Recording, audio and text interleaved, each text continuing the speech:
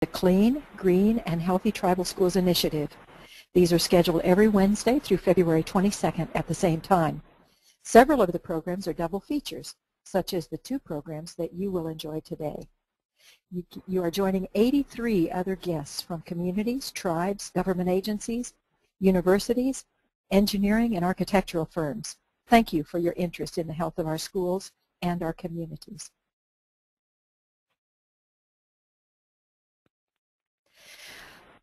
This is a very participative session, and there are 4 ways that you'll be invited to participate in this and the other webinars in the series. Following the presentation, we're going to invite you to ask your questions.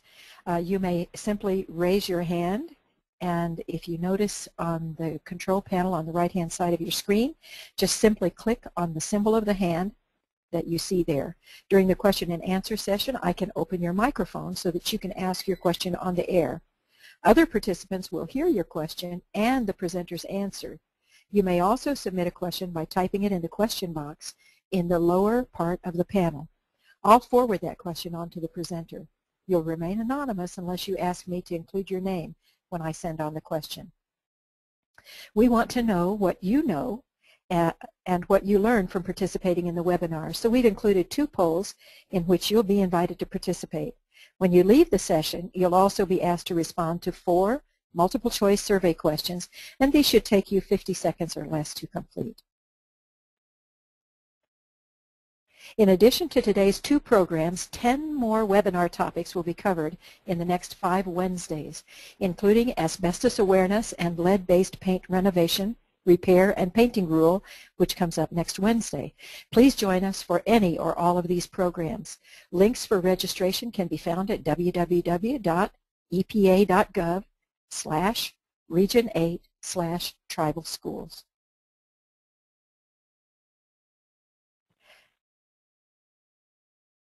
I want to introduce you to the speakers that will be participating in our series of webinars. We have people who are experienced professionals, experts in their field, and you will be meeting them as the webinars progress. I'd like to introduce the people behind the scenes of the Clean, Green, and Healthy Tribal Schools Initiative. At the top left is the contract manager, Matthew Langenfeld. Matthew is also our presenter today, and he is the Chemical Initiative Coordinator for the Pollution Prevention and Toxics Unit of the Environmental Protection Agency in Region 8. Sean Lopez, President and owner of Orion Environmental, is the Project Manager. Orion Environmental provides site assessments, abatement, removal, and inspections for schools and other buildings, also contracting and training. Finally, I am Dr. Carolina Smiley Marcus, the Project Coordinator and your facilitator for the webinars. I provide neutral and educational professional services, and I welcome you today in my language, Widon Gimu. Let me introduce Matthew Langenfeld. Matthew holds a master's in chemistry from South Dakota School of Mines and Technology. An environmental professional for 29 years, he has worked in industry and consulted with state and federal governments. He instructed college chemistry classes, laboratory courses, and has worked on school chemical cleanout and safety issues with the U.S. Environmental Protection Agency for nearly 6 years. During that time, he helped to develop school chemical cleanout programs in Montana, Wyoming, Colorado, and South Dakota. His accomplishments include the cleanout of 123,000 pounds of toxic chemicals from 267, 88 of these in Indian country, making schools safer for 96,000 school children. So let's begin by inviting you to participate in the poll, if you would. We want to see what you now know before Matthew gives you the answers. All right, so if you will respond to this poll.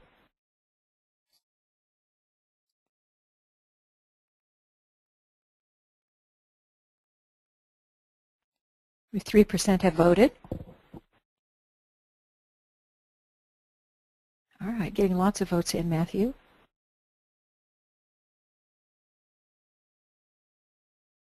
Almost 100% have voted. So we'll close the poll and share the results. a little bit of a tie here. We've got 100% saying unsafe exposure to children and staff, fire and explosions, lost school days, high cleanup costs, and bad press. Thank you very much. All right, so let's turn the program over now to Matthew. Okay, thank you very much, Carolina. Okay. With school chemical cleanout, we're interested in trying to make schools free from hazards associated with mismanaged chemicals. And we're looking to provide you with tools to assist you with that. So we'd like to encourage you to give us a call if you have any questions about this, and if we can help you in any way. We've had quite a bit of experience working with tribal schools with school chemical cleanout. So one thing that's important is, do we know where all the chemicals are stored in our schools and how long they've been there? And why should we be concerned about them? We should be concerned about them because they may be a health risk. So one important point that I would like to make is it's important to have an inventory of chemicals. If there's nothing else that you do at your school with chemical management, the first most important thing you could do is to do an inventory. And these pictures that Carolina has provided us to the right there show something that's common in schools, and that is to have crystals form on the lid of chemical bottles. On the left, upper left there's a, looks like it might be a sulfuric acid bottle, and it's common for these acids to seep through the lids and for the crystals to form, and you wouldn't want anyone to touch those and then maybe transfer that to their face, their eyes, where they might burn themselves. So we have found that there are many chemicals in our schools that may be dangerous to school children and to school personnel. And these chemicals can cause contaminated air, injury or illness, or even fire or an explosion. And this picture that we have to the right there shows a fume hood where air is being pulled across the bench there, and this is supposed to be used for mixing chemicals and for reacting chemicals and not for storage. So this is a practice that we shouldn't be seeing. So there has been a school in Nevada that was closed for 2 weeks due to spill of liquid mercury, and that cleanup cost over $100,000 to clean up. So this is the kind of circumstance that we'd like to avoid, and it's easy to avoid that by making sure that that mercury was never there in the school in the first place so that it could be spilled. And that mercury probably could have been disposed of for maybe even as low as $100.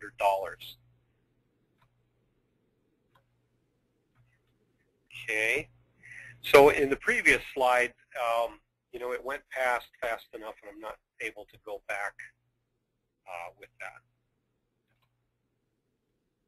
Back to the previous slide. See, Carolina's, okay, great, thank you. Carolina was able to move it back. So backing up one, from 2002 to 2007, the Agency for Toxic Substances and Disease Registry analyzed 423 toxic chemical spills, and they basically did a poll of 15 states, and they found evidence of 895 injuries and 11 hospitalizations from various spills at schools, various chemical spills. So, it is a circumstance that does happen on occasion at schools, and one that we're trying to avoid. So one thing we want to avoid, which occasionally we do see, is the out of sight, out of mind mentality, where chemicals may be in a storeroom or they may be in a chemical closet, and they're just sitting there and no one's really dealing with those. And those can cause fires, explosions, and produce harmful vapors. And when these unmanaged and forgotten stockpiles of chemicals are not properly dealt with, they are a potential danger.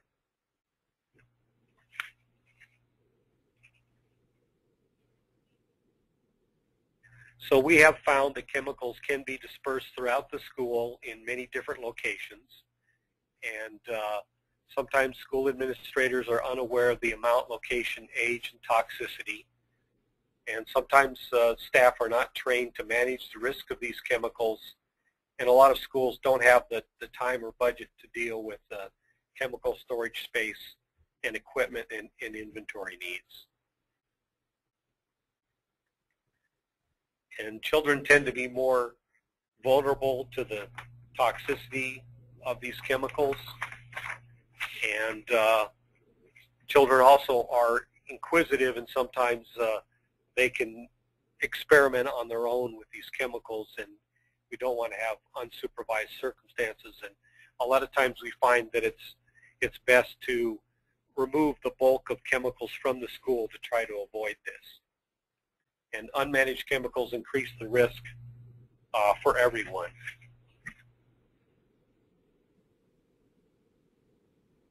So why should your school conduct a clean out? Well, it's just for that reason, is to manage the chemicals and to reduce the potential risk of exposure to staff and the school children. So one of the most important things that we'll reiterate here is that it's important to make a complete and accurate inventory.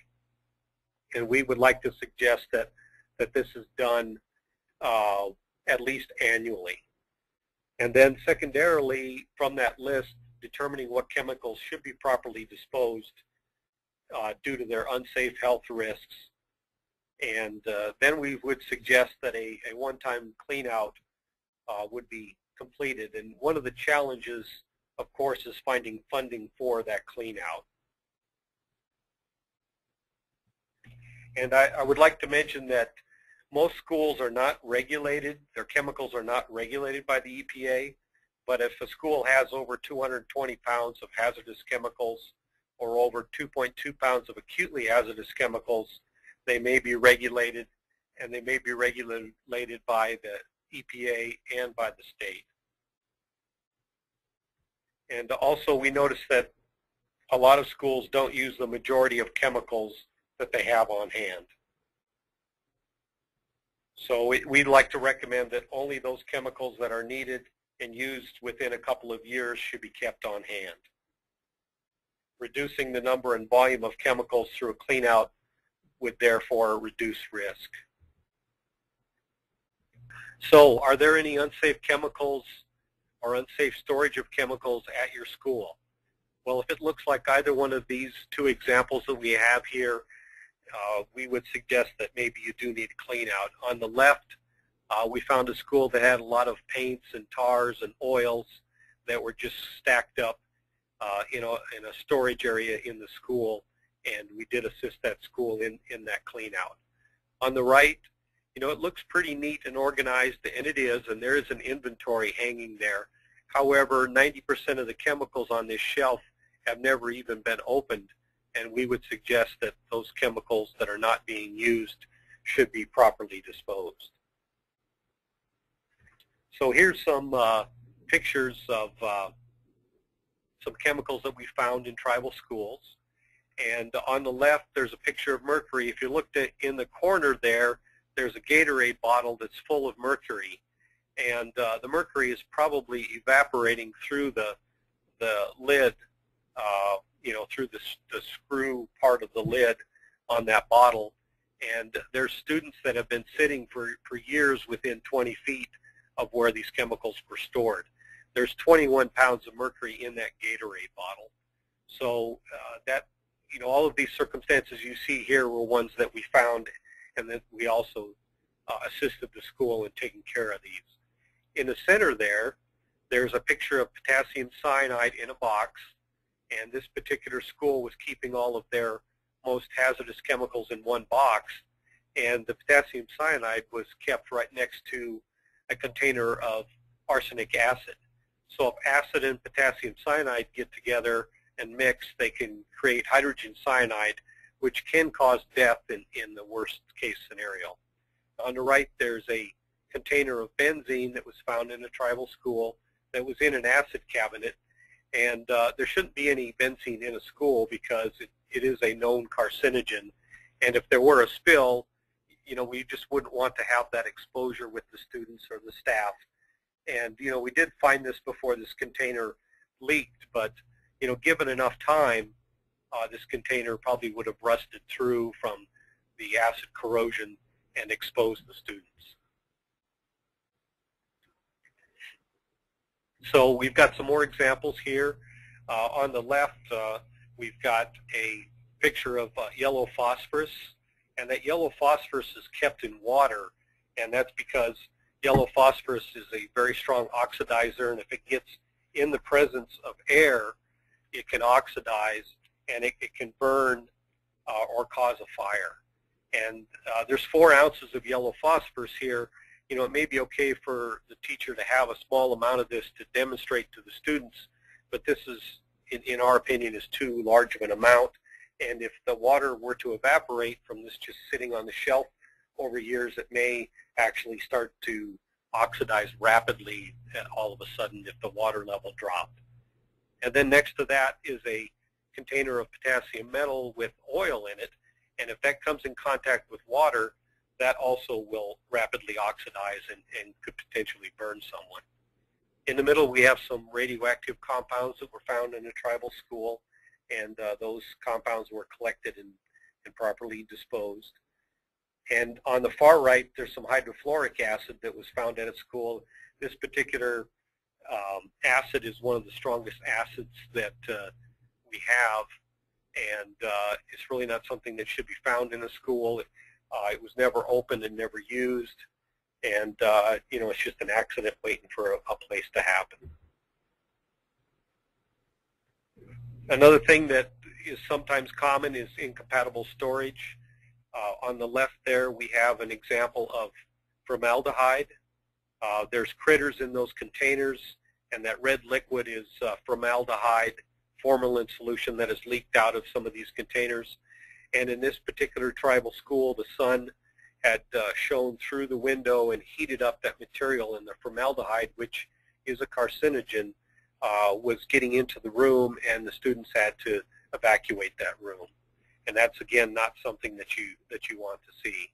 In the middle there, we have potassium and sodium hydroxide that is oozing out of the container because it's come in contact with humidity and absorbed up water and pushed through the container. And again, if a student were to touch that with their fingers and then touch their skin or touch their eyes, they could get a burn. And we've got nitric acid with more crystals forming on the top. On the far right, upper right there, is an unknown material. And that is also something that's very common. We could not read the label, and it's a little more difficult to deal with unknown materials, and they're a little more expensive.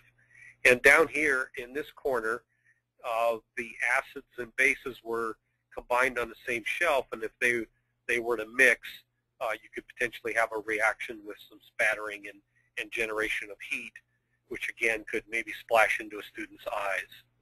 So there's a lot of circumstances there that we'd like to avoid.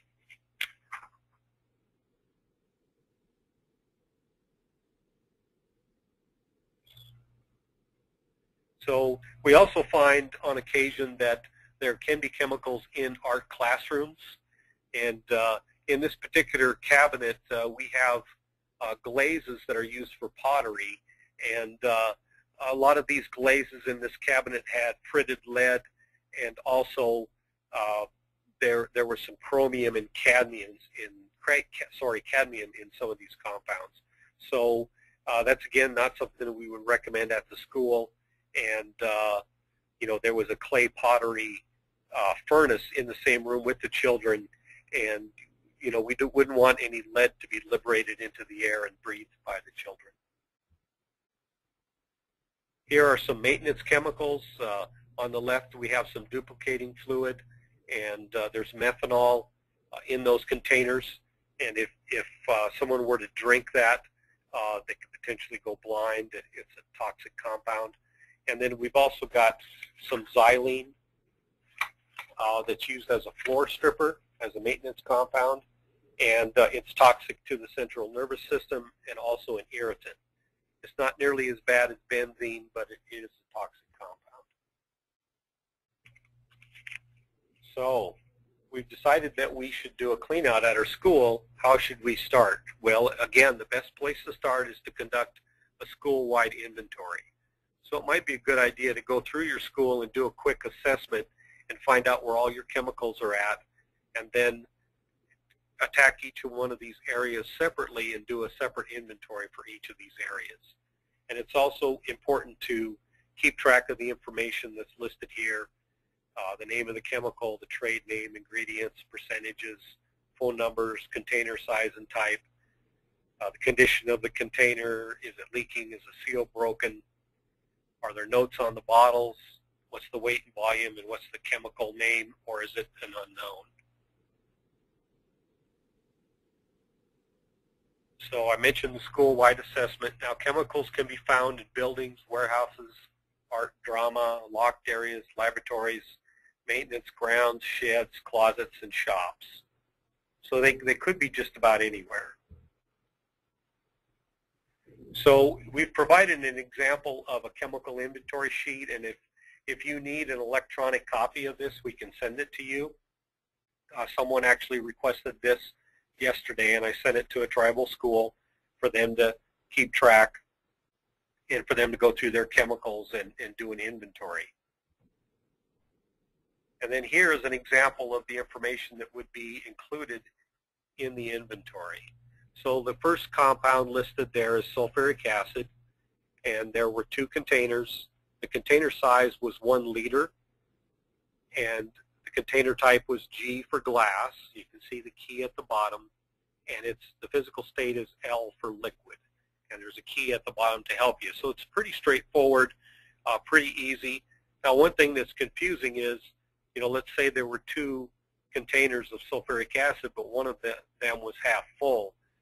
The hazardous waste brokers that do these actual cleanouts of chemicals want to know the size of the container and maybe not necessarily how much material is in that container. Now, you could include that if you wished, but it's more important for them to know the total size of the container. So once you've done your inventory and you've decided to do a clean out, we would recommend that you find a professional and a waste broker who is permitted to collect these materials and send them to a treatment, storage, and disposal facility. And we'd recommend that you get 3 bids because the cost can vary quite a bit, and make sure that the bidders are capable, and give the bidders a date to report back to you. That's something that's important because it can go on for quite some time. So our goals for the schools are to remove hazardous chemicals, manage the chemical inventories, promote pollution prevention techniques, and best practices to reduce laboratory hazards. Thank you, Matthew. With that, I'm going to turn it back over to Carolina. Thank you, Matthew, and thank you for participating in the webinar. We're going to get to your questions next, but we hope that Matthew's presentation on school chemical cleanout has added to or refreshed your knowledge of the issue. And we're going to ask you again to respond to a poll, and I do apologize. For some reason, question number 1 didn't come up, so you should get 2 questions this time. And if you will just respond to the poll. Chemicals that have not been managed could result in, and remember in the last time we had 100% and 85% down the row. So Matthew, we've got 20% of our participants have voted. It's coming in quickly. They listened well, it looks like.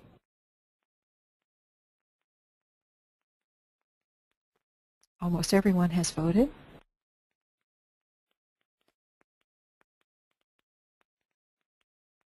I know some people are in front of monitors and can't really vote, but do that mentally if you would. All right, the voting is slowed down, so we'll close the poll and we'll share the results with you. a little bit of change in the numbers. Matthew, do you have any comments about the responses? Thank you, Carolina. Yes, I do. You know, I'd like to apologize because we made an error on our part, and the correct answer isn't actually on that list. These answers are all correct, and unfortunately, the GoToWebinar software won't allow you to have 6 possible answers. It'll only allow up to 5, and the right answer, which got cut off, was all of the above. So we apologize for that, and but the good side is you're all correct. Well, our participants were able to vote more than one time, and so that's why you see different numbers of votes, but several people voted many times, I think. And so thank you. Well done. So let's look at the next one. And this one is a little quicker. Children and adults can be exposed to harmful level of, oops, gosh, I'm ahead of ourselves here, and I do apologize. So we'll hold this one for the next presentation. Close the poll and move on. All right. So Matthew, if you'll advance the screen if you're ready. All right, so we want to ask you if you have any questions. Does anyone have questions of Matthew? And remember that if you have a question you'd like to ask out loud, just raise your hand electronically. There's a little hand on the control panel of your screen. Or send in a question. Here's a question for you, Matthew. How do you ensure that the bidders are capable? Thank you. That's a very good question, and I was thinking about that myself. And you know, what I really would recommend is that you know, you talk to someone like myself for my area, or talk to someone at your state or your local EPA office who has worked with these various contractors to do this type of work. And people in my area, when they contact me, I'll give them some options of, you know, maybe 3 or 4 different companies that are capable of doing this work. You can also maybe ask them for an example. You know, they should be using a manifest and shipping papers and land disposal restriction and shipping it to a treatment, storage, and disposal facility. And if they're able to respond in that manner, they likely are capable of doing the work. So Matthew, one of our participants, Daniel, has suggested that you send out the Cleanout form to all the participants. Oh, you mean the inventory? I'm betting that's what he means. Daniel, do you want to clarify that? I believe he means the inventory. Is that possible? Inventory example. Yes, we will do that. Okay. All right. Are there any more questions? Oh, yes, he says the inventory. Okay. There's a little slowdown on getting the questions in our form as well. So while he's doing that, can he also send copies of the slides in the presentation? Yes, we will also send the slides. All right, any other questions? Question here from Lyle. Is the MSES the same thing as MSDS? I'm sorry, not in this case. The MSDS is a material safety data sheet, and Montana State's Environmental Services was the company that provided us with an example of an inventory that they use on a very regular basis for schools. So that is different. All right, any other questions? Anyone want to ask a question on the air? I don't see any hands up. We've got some people with a lot of experience in this area on our list.